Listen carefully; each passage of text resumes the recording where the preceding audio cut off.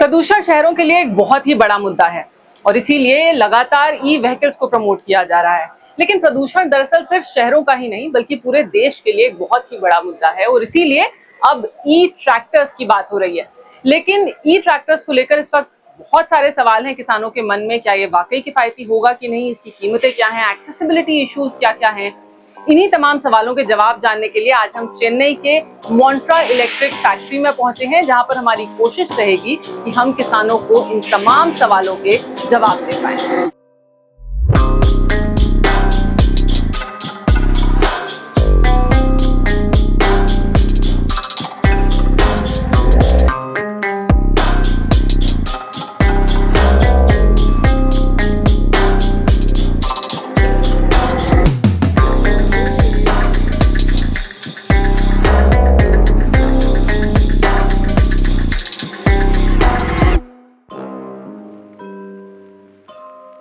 हम मोन्ट्रा electric tractor division के CEO Harish Chandra ji के साथ हैं। सर, बहुत बहुत स्वागत है किसान इंडिया पर आपका।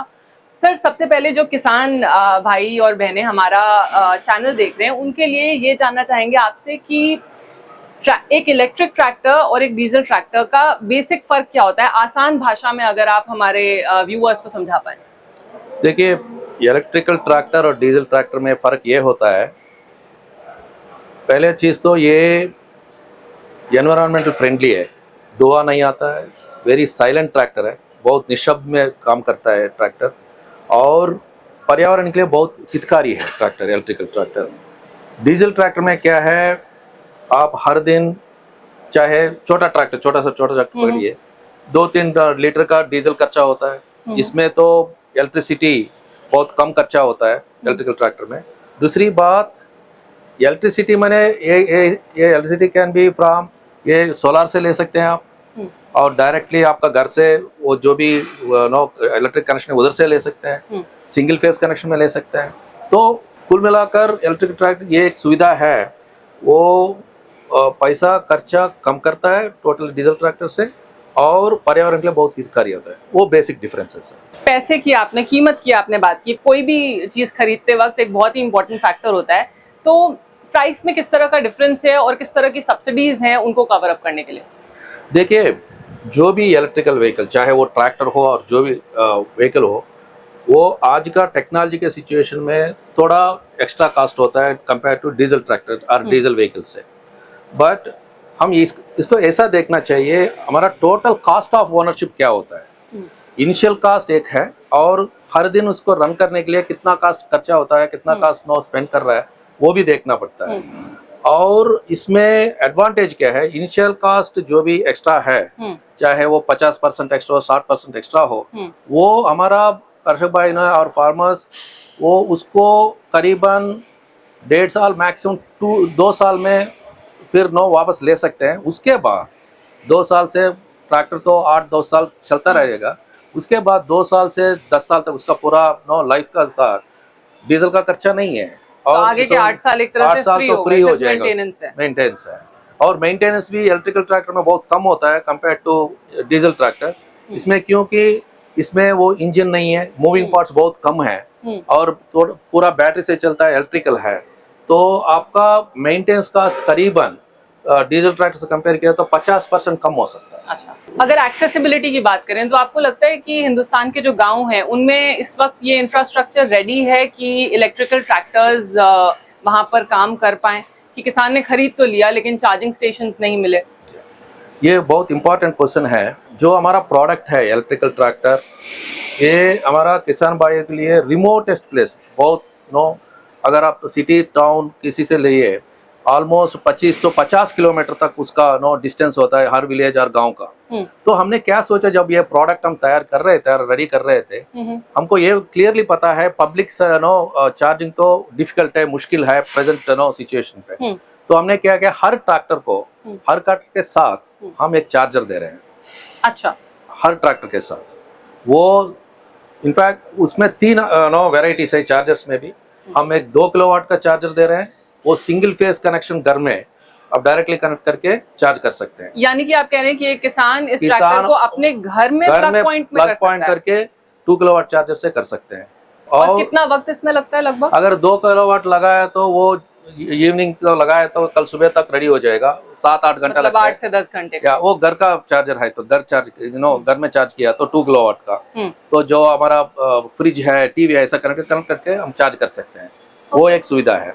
अगर किसान भाई के पास ट्रांसफार्मर है, खेतों में उसका प्लग पॉइंट है, हम उधर दे रहे हैं 6.6 किलोवाट चार्जर।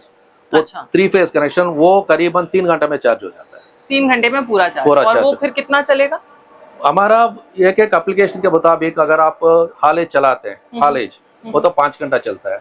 अगर रोटावेटर एप्लीकेशन चलता है 4 घंटा चलता है। अच्छा। और सर पकड़िए आप कल्टीवेटर चलाते हैं तो 3.5 घंटे से 4 घंटे तक चलता है। अच्छा सर, पावर पे आते हैं। ऐसा माना जाता है कि, ऐसा कहा जा रहा है कि इलेक्ट्रिकल ट्रैक्टर्स डीजल ट्रैक्टर के मुकाबले उनकी पावर कम है, तो वो छोटे किसानों के लिए ठीक है, बड़े किसानों के लिए, बड़ी जमीन के लिए नहीं है। ये कितना सही है? ये एक वो क्या बोलते हैं, वो ओपिनियनेटेड है ये, बट एक्चुअल रियलिटी में इलेक्ट्रिकल ट्रैक्टर का power equal to diesel tractor ज्यादा है।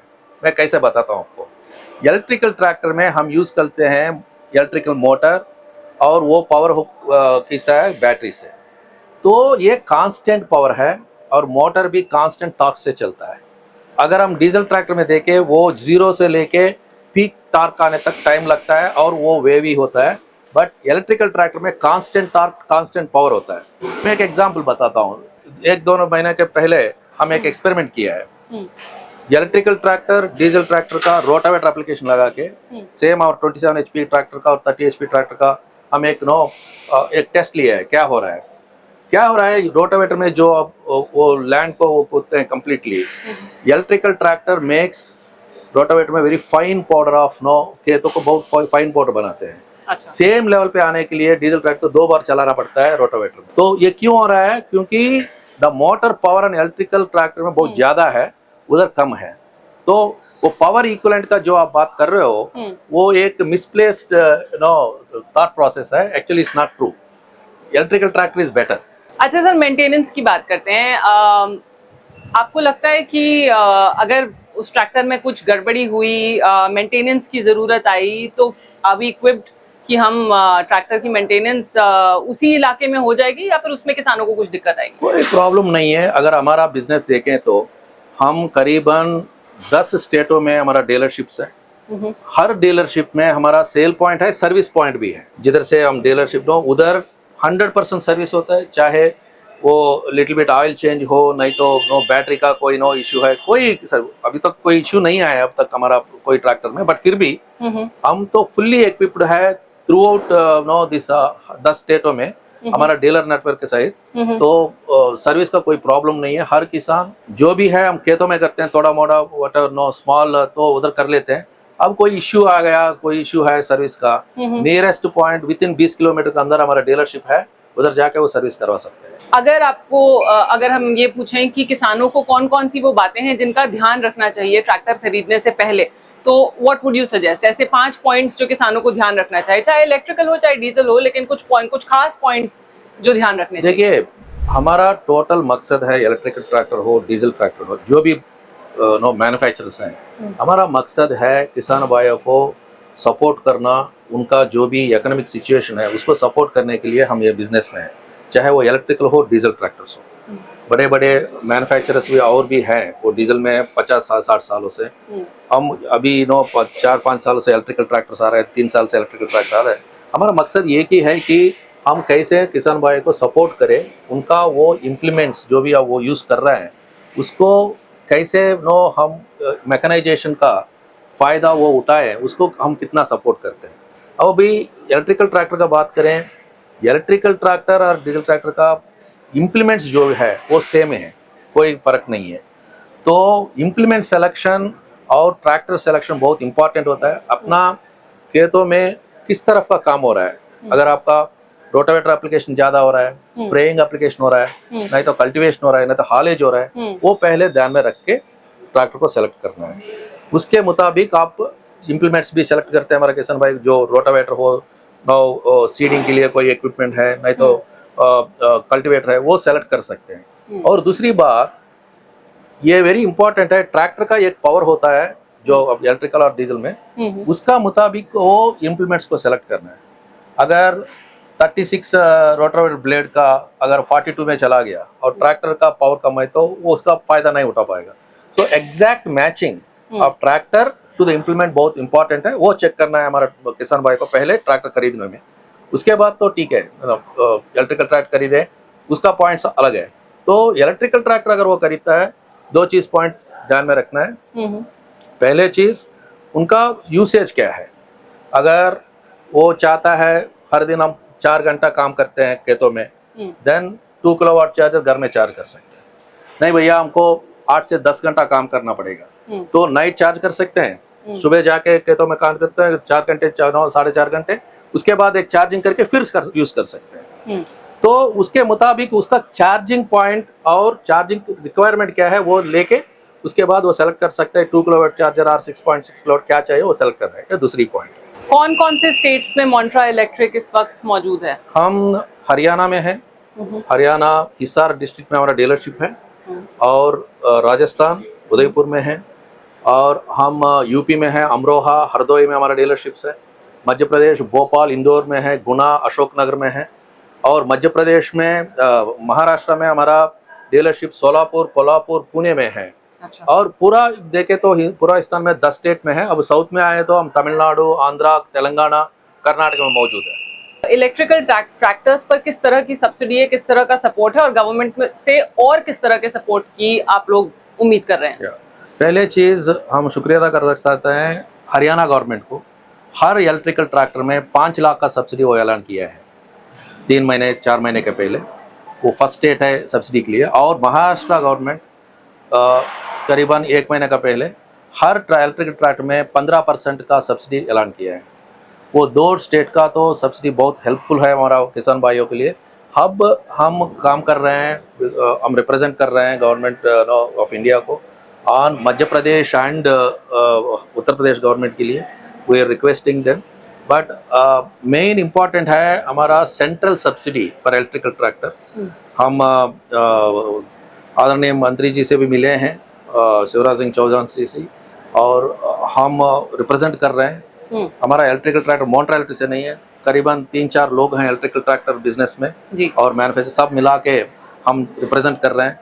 हमें भी जैसा डीजल ट्रैक्टर का सब्सिडी मिल रहा है सेंट्रल सब्सिडी, वो इलेक्ट्रिकल ट्रैक्टर जो मिले। मंत्री जी ने बोला हम देखेंगे, बहुत पॉजिटिव रेस्पॉन्स किए हैं, वो चालू है। अब हम बहुत कॉन्फिडेंस है तो वो हो जाएगा जल्दी। वो आ गया तो किसान और फायदा होगा। बिल्कुल, जो डिफरेंस है इलेक्ट्रिकल ट्रैक्टर डीजल ट्रैक्टर का वो अब कम हो जाएगा, वो कम हो जाएगा एकदम। और अगर वो कम हो गया तो फिर उसके बाद सेल पर भी बहुत ज्यादा फर्क पड़ेगा, एक्सेप्टेंस पर भी बहुत फर्क पड़ेगा। किसानों के लिए कोई एक मैसेज जाते जाते कुछ आप कहना चाहेंगे? ये मैं हमारा किसान भाई यही कहूँगा, हमारा हिंदुस्तान में हम टेक्नोलॉजी ओरिएंटेड है पहले से, अभी नहीं 100 सालों से। जब भी कोई नया टेक्नोलॉजी आता है हम अपनाते हैं और उसमें इम्प्रूवमेंट करते हैं। अब इंडियन फार्मिंग और हमारा किसान भाई का जो भी फ्यूचर है और फ्यूचर टेक्नोलॉजी है ये इलेक्ट्रिकली है, इलेक्ट्रिकल ट्रैक्टर। क्योंकि डीजल का रेट जो भी है 190 में है, 100 पहुंच जाएगा, वो 100 हो सकता है, 150 हो सकता है। आत्मनिर्भर हिंदुस्तान के लिए इलेक्ट्रिकल ट्रैक्टर वेरी इंपॉर्टेंट है, क्योंकि ये जो भी इलेक्ट्रिसिटी पावर है अपना है। हम सोलर से उत्पादन कर रहे हैं, हम न्यूक्लियर से उत्पादन कर रहे हैं, हाइड्रो इलेक्ट्रिक हमारा है, हम इंपोर्ट नहीं करते इलेक्ट्रिसिटी को। बट डीजल एंड पेट्रोल को हम इंपोर्ट कर रहे हैं, उसके लिए बहुत पैसा बाहर जा रहा है। बट जब हम हमारा इलेक्ट्रिसिटी यूज करते हैं, हमारा इलेक्ट्रिकल ट्रैक्टर यूज करते हैं, आत्मनिर्भर भारत बनता है और किसानों को भी बहुत फायदा है, इकोनॉमिकली पर्यावरण के हितों में भी बहुत फायदा है। यानी कि हर एंगल से फायदा ही फायदा है। चलिए, बहुत बहुत शुक्रिया सर हमसे बात करने के लिए। Thank you so much, it was an absolute pleasure. Thank you. अगला स्टेशन आपकी मनचाही मंजिल खुशहाली है। खुशहाली के दरवाजे चारों ओर से खुले रहेंगे।